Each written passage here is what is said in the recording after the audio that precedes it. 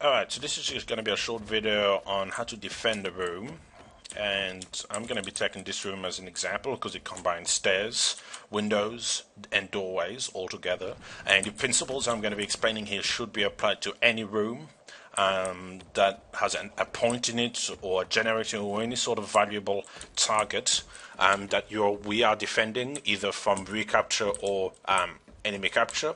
So what I'm going to be explaining here should be applied to all those rooms.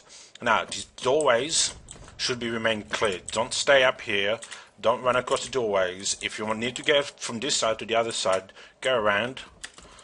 Don't go across the doorway. And another thing you should be doing is, if you're engineers, placing turrets everywhere. And especially on those stairwells, if you place them roughly around here, it means that they're not going to be seeing as much of you, and you're still going to be seeing the entirety of them, but at the same time you're going to have the height advantage. So if you're an enemy coming up here, you're going to have 4 or 5 turrets right there, and you're pretty much just going to get killed. And if it's a max crash, for example, an enemy max crash going up, and you have to get up these stairs with 4 or 5 turrets there, they can get up here, and they might be able to even kill the people on the turret. But the problem now is that there's now about 4 or 5 turrets blocking their way there, so they have to go through this way and go around the doorway. And in, like, for example, a biolab, for example, this is actually really effective for holding down the generator room, which is always the same template. There's always this huge big stairs, and if you have turrets on those stairs, that is the best place to put them, especially on the other side, because that covers nearly all the entries, and you won't actually have to be sitting right next to the generator. You can just sit on those stairs and just destroy anyone that enters the current building. Now also, windows, there will be light assaults, or a good commander will actually ask light assaults to enter through windows to open angles that you wouldn't be expecting normally. And so make sure we have engineers.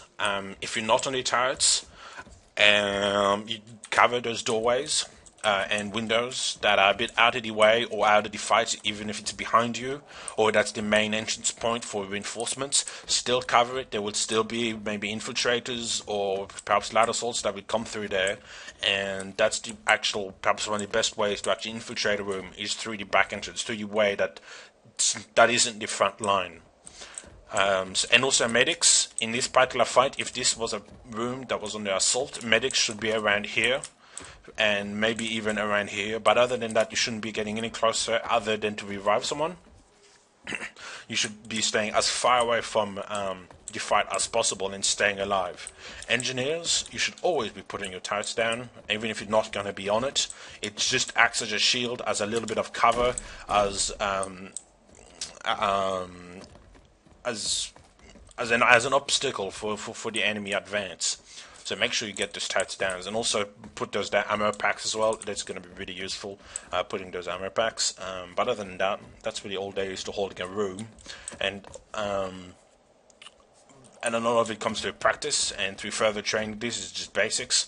To putting down turrets, covering doorways, not moving too much, making sure that you cover entrances that wouldn't usually be the expected entrance of enemies, and that's really all there is to holding a room.